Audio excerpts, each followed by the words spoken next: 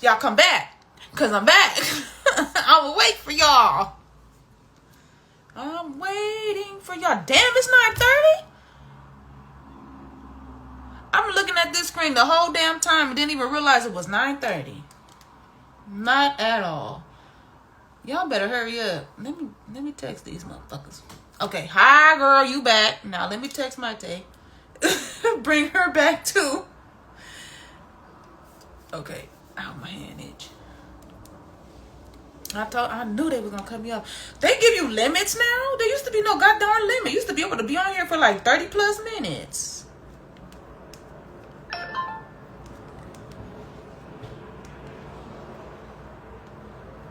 Hold on. Alright, there. Text her. But yeah, that was some shit though that we just got into. Just got into some shit. And off camera, Tony was telling me some stuff. And look, I believe him. I'm just not gonna say it on here. Cause yeah, the devil worked just as hard as God, and it's fucked up and it's sad, but that's why we gotta stay in the Bible. We gotta arm ourselves. All right. We gotta arm ourselves with the armor of God, all that, cause baby, it's hard out here for the spiritual folks, the ones who believe in the one above. It's rough. And it's rough for those who don't, too. Let's just be real about that part. So, Tytrice, what do you want to talk about next? Because we're going to wait, for Mayte to get into the last topic. So, what's your viewer's choice? Because I feel like that was just juicy. we gotta have a part 2 of the viewer's choice. In tomorrow's episode, I'm gonna have a special guest for tomorrow, but I'm not going live tomorrow. So I'm going to be posting that to here, but it won't be live from here. And for those listening to the replay on Spotify for podcasters, I'm talking about not being on Instagram. Because there's a platform I'm trying out that's connected with Spotify for podcasters, and I want to learn how to use the app. So when people are too shy to come on the show live, I want to make a comfortable space for them to be on that platform. Because some people do not want to be live because it makes them nervous, and I feel them. Because when I first started getting on these dang on lives, I was like, what am I doing? I felt like I looked like a deer caught in headlights, to be honest. I mean, I know I didn't, but that's just how I felt. Definitely. She said, boo. Don't worry, I'll come. Okay. Since you fucking booed me, I'll come on live for another episode tomorrow, just after I record that one. Probably before that. I'll do it in the app. I'll try to do it in the afternoon. I ain't even about to sit and try to say I'm gonna do it at this time, because y'all know you've been a viewer of this podcast for a good portion of a year, haven't you? Because I started my podcast 2021, I want to say, or 20. Yeah, around 2020, in between 2020 and 2022, I started, because I know I did not start last year. And you've been a frequent viewer for a while, since we all reconnected. You've been watching and stuff, so you know what this show all about. You know, I ain't got no sense. I had more sense when I was younger. Let's just say that. When we first met each other in middle school and high school, right? I was not like this. I don't know what happened to me. I love me, but what the fuck?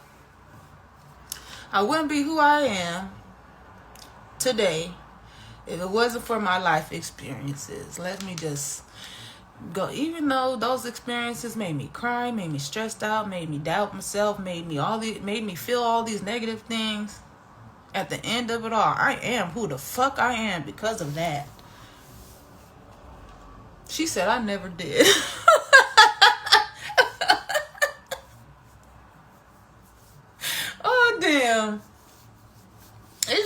crazy. Just to like really see full circle myself.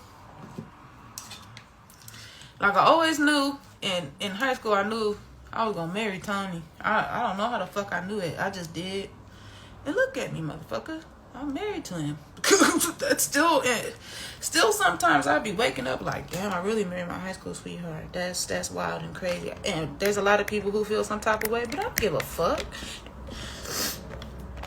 You ain't gotta like him, but one thing you're gonna do is not talk ill of him in front of me. Not you.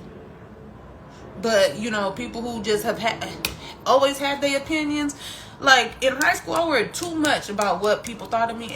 Leading from high school all the way to my early 20s, I gave too much fucks about what people think of me.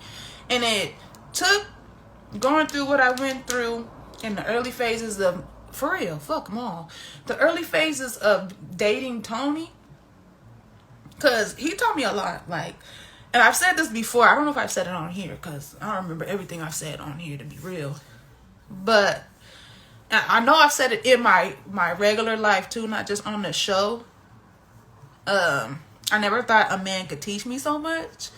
And that's not in no disrespectful type of fucking way. And he don't take it, no offense, because I've said it to him and explained to him why, like I'm about to tell you. There are so many people that I've dated and liked that gave me badass views of what men are like most of us have had.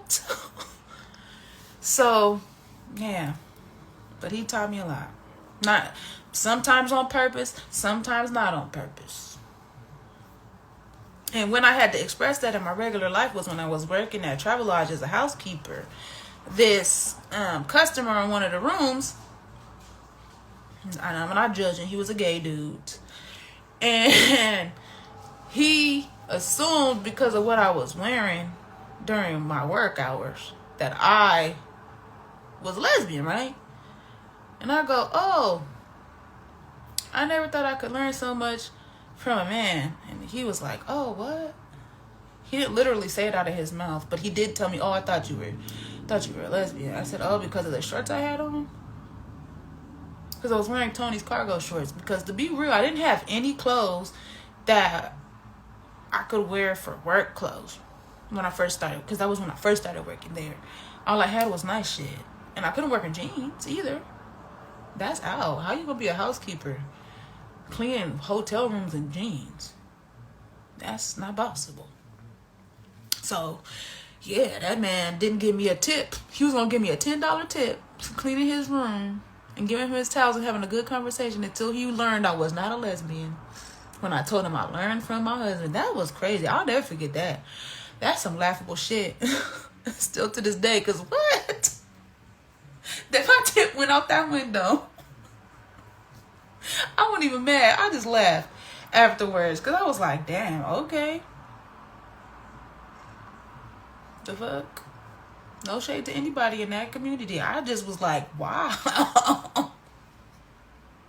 You're not giving me zero? You giving me a zero tip? The only tip he left me with was you should apply for, what was it? Some homeless program thing. Oh, I had said, because remember I had said, I learned a lot from Tony. I had mentioned that too. When I was working at Travelodge, there was one of the customers in the rooms that I was giving towels to. He was a gay guy, not that I cared.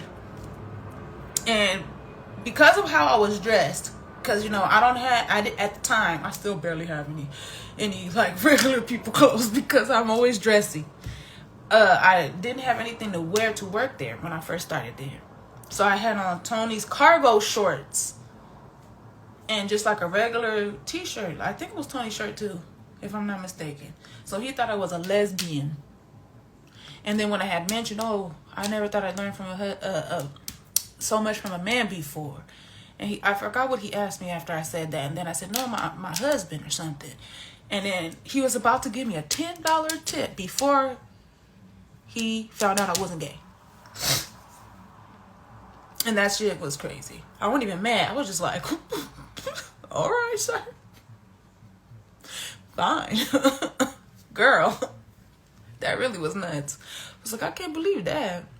That was the first time that ever happened to me, and the last.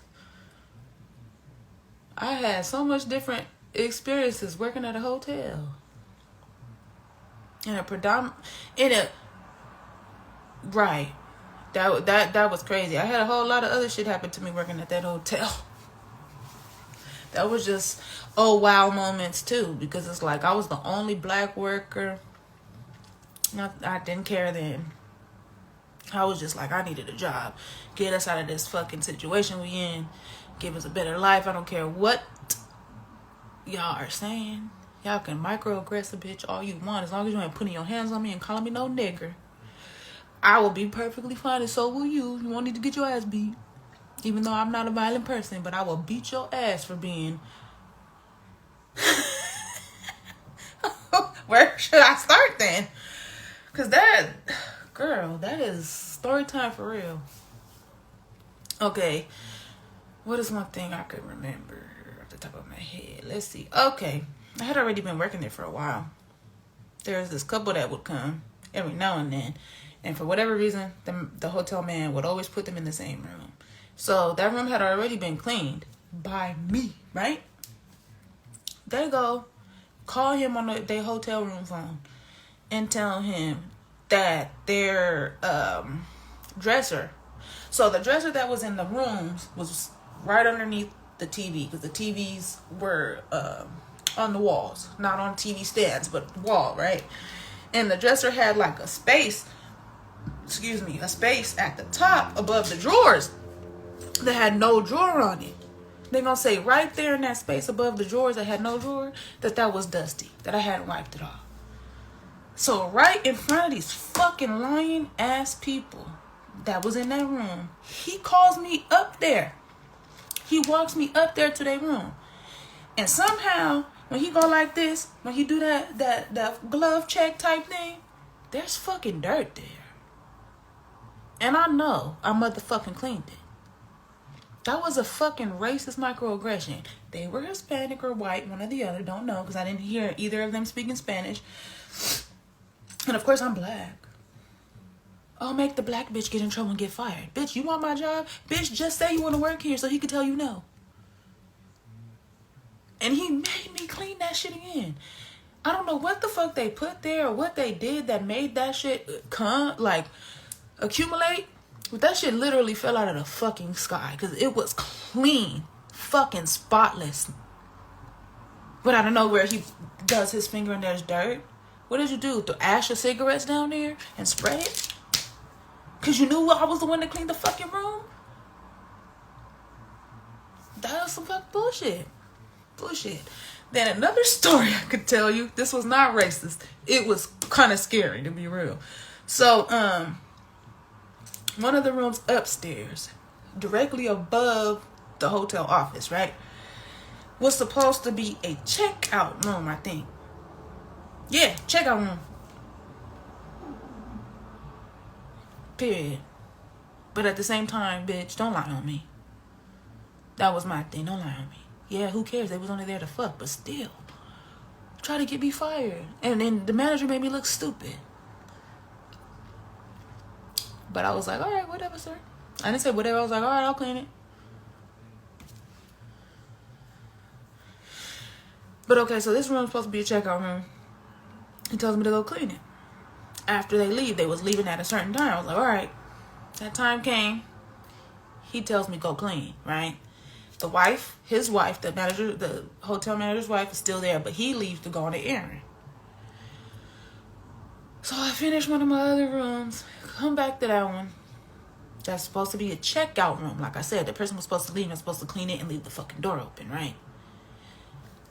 I go to open the door because, you know, we have the keys to get into each room because we're the damn housekeepers. Why the fuck is the little safety lock thing at the top on the door when I open the door, right? Because I had left one of my laundry bags in there. So I went to go get it. Girl, y'all.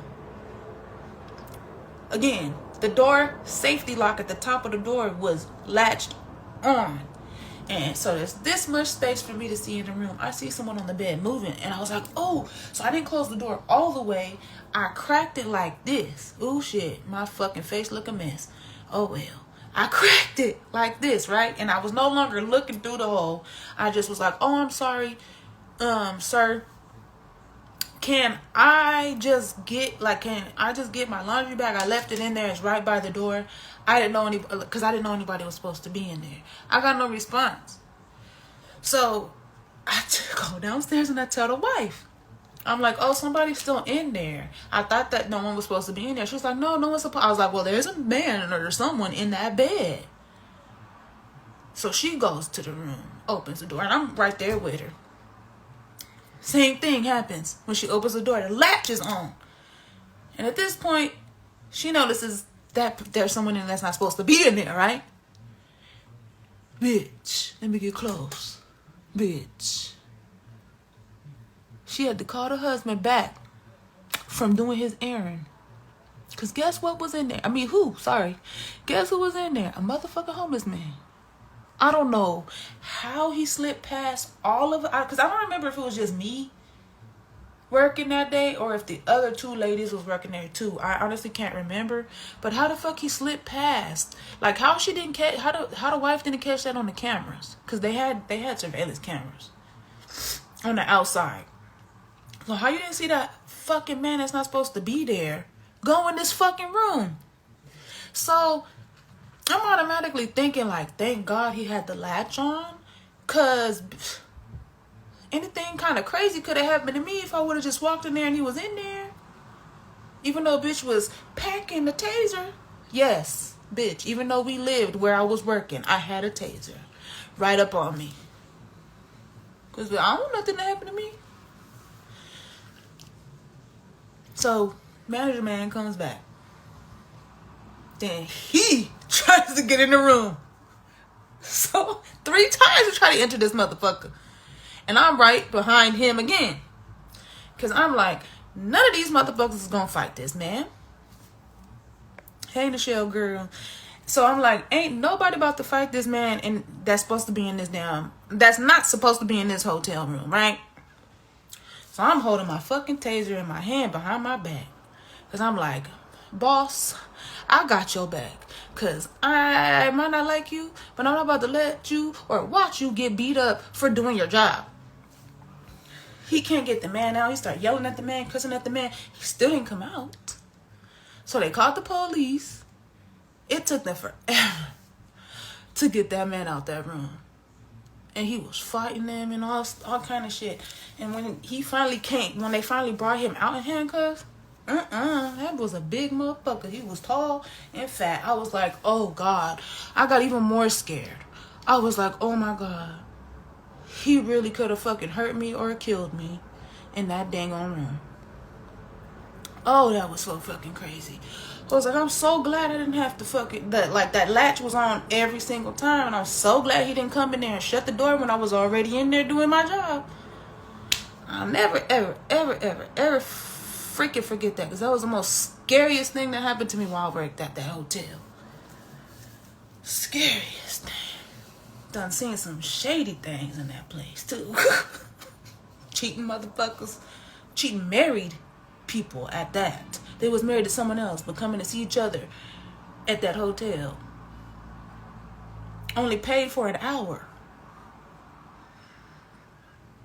They had drug dealers renting rooms there. They didn't even know that. Not drug dealers, sorry. Drug addicts. Didn't even know what hardcore drugs was. My managers, my bosses, I mean. I was like, what? I get you are not from USA, but you don't know what drugs are. Like, you don't know what crack is? It was like I was a damn, I don't know what, but I had to teach him and his wife what crack was, and it was so uncomfortable. Because they legit, like, had no idea what it was. Because I went in, they were still there. They were staying there for a few days. Went in there. On the counter is they dang on pipe, y'all. And I'm like,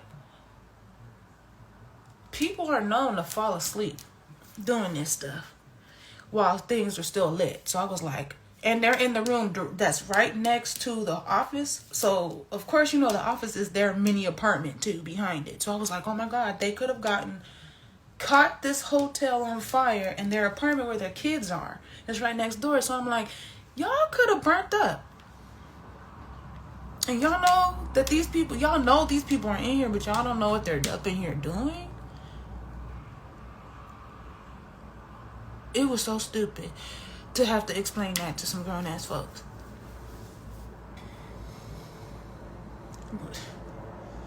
I don't know if the same ladies that I used to work with still work there or not. But if it's new people, I feel for them.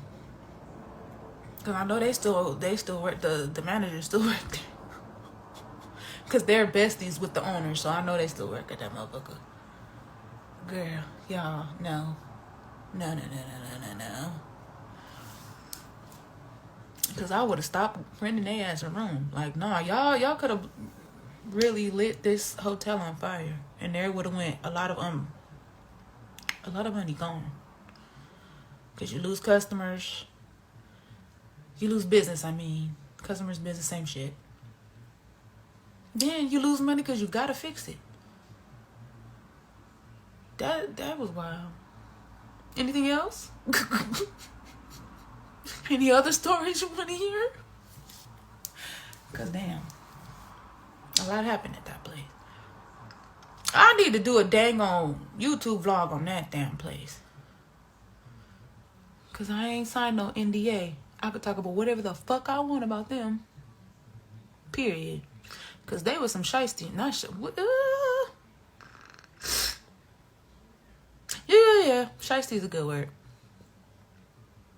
Fake is another. And I'm talking about the fucking managers. The owner was his true colors. When his true colors came out, I was shocked in the motherfucker. I was like, ooh, I thought you was better than the two niggas you had working here as the manager, and you ain't. Anyway, so since there's no more viewer's choice going on, let's get into the last topic. I hate having allergies. They get on my nerves.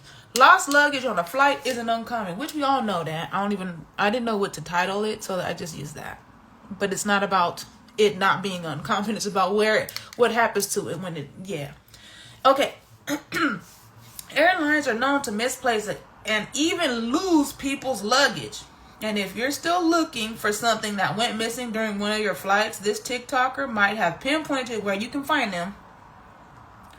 Recently posting about her visit, and this blows my mind, to an unclaimed baggage store in Scottsboro, Alabama.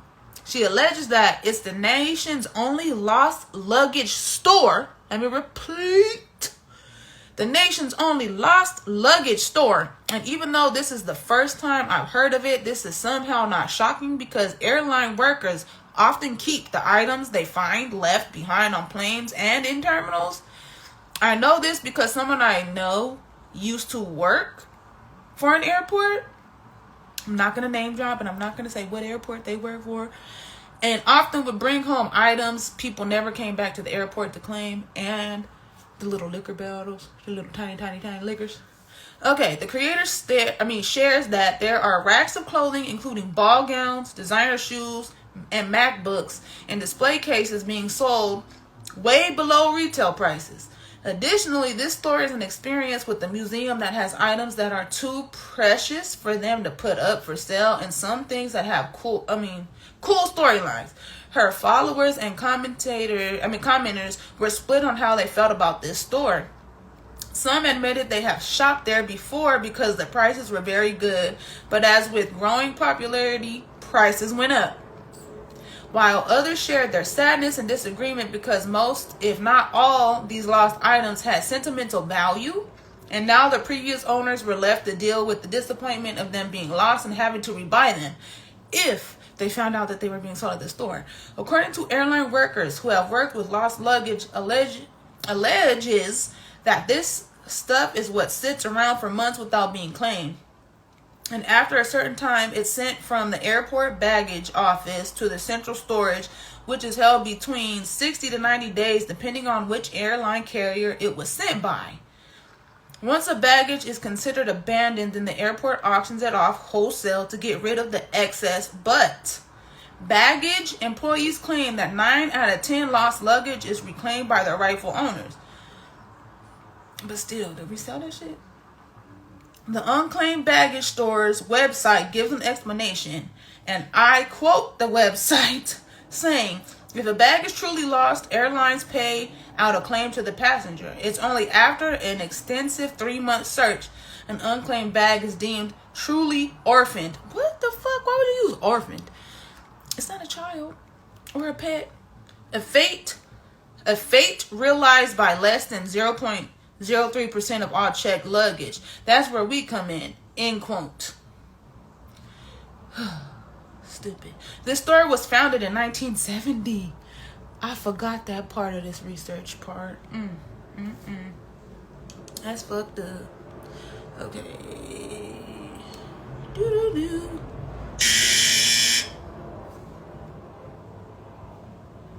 Where's the next one? Oop, nope.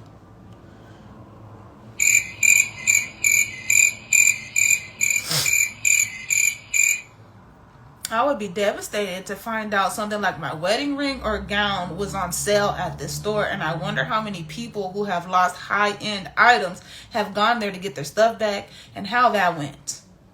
Honestly, if you or someone you know had this happen, please tell them. I would like to interview them on their experience as a follow-up to this topic, and to help others who may also be victims who don't know how they should handle this. The interview recording doesn't have to be shared on the show, just their statement will be used and anonymously. I don't name drop if you're not comfortable with that. But, or they. Let me know in these comments if this has happened to you, or if you've been to this store in Scottsboro, Alabama. Cause that's crazy. Anyway, I was 7 years old when me and my mom, my 2 aunts and my mom's mother, my grandma, went to, I was going to say Vegas, dumb. Went to Louisiana to visit their family because that's where my mom was born. That's where she's from. A lot of my mom's side of the family still live out there. So we went there. Our luggage gets lost on the trip, right? And we get where? They told us we had to go to Dallas, Texas, right? Which made no sense because the flight we was on wasn't a connector. They told us to go to Dallas, Texas, because that's where our luggage was, allegedly. Why we fucking get there? Our luggage ain't there. So the airline had to put us in 2 free hotel rooms because it was too many of us to sleep in one room.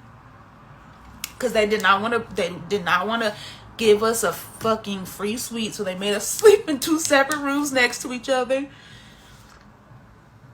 Bitch. We didn't have no clothes because our luggage ended up getting to Louisiana before we did. So we had to sleep in the bras and the panties. And had no toothbrushes. So the hotel had to give us some toothbrush and toothpaste. Like, that's fucked. I'm like, my first ever airplane trip was fucked up at 7 years old. That was nuts. It was the most nuts thing I've ever been through. At that age. That was fucked. That was just... And the fact that I'm glad our luggage was not a victim to this Scottsboro, Alabama luggage resale store. Because that would have been really crazy, because we would have been on a whole trip in Louisiana without our fucking belongings. And my heart goes out to these people who lost all these MacBooks, designer items, their wedding dresses. Damn. And had to buy a whole new one. That ain't right. First of all, how the hell do you lose somebody's luggage that has a tag on it? Tells you where they going, what their name is. but you still can lose it? Fuck no. My whole trip, if I ever get on an airplane, because considering what the fuck happens with these Boeing Jet 767, 37, whatever the hell number it is, I ain't flying nowhere. But if I had to, everything going in the carry-on. Because no thank you. Don't lose my shit. Can't lose my shit. I'd rather take a train. If I can. And if where I want to go don't have no train that can get there, then shit, don't need to be traveling there. Okay. With that said, thank you for tuning in to another episode of Savage Lifestyle Podcast. It was fun talking my shit with y'all. As always, if you need to keep up with everything Savage Lifestyle Podcast, then make sure you follow your girl on Spotify for podcasters, Apple Podcasts, Google Podcasts, and the last Overcast platforms. Wait, before I get into that part. Thank you for tuning in to part 2 of episode 61 since they cut your girl off. As always, stay fly and be you, boo, cuz ain't nobody better than that. Ain't nobody better to be than yourself. So, and don't let nobody tell you different. Cause there ain't no one else like you in this world. So do not let nobody dim that light. Be so bright that the eyes be like, ooh. Let it be like the lunar eclipse, whatever, the solar eclipse. Blind your ass. Cause you can't stare at the sun. So bitch, I'm the sun. Boop! Don't stare at me too long. You're gonna go blind in this motherfucker.